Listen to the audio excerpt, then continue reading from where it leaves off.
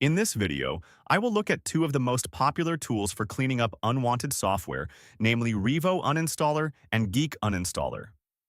Both programs aim to remove leftover files that the standard Windows uninstaller often misses.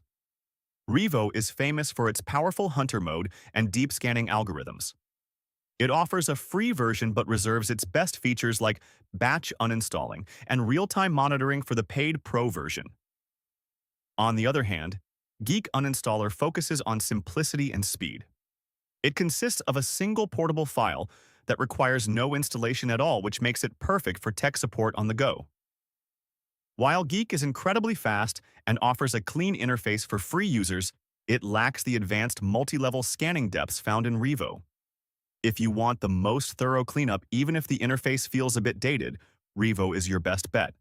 However, if you value a lightweight tool that gets the job done quickly without any clutter, Geek is the winner. Choose based on your needs today.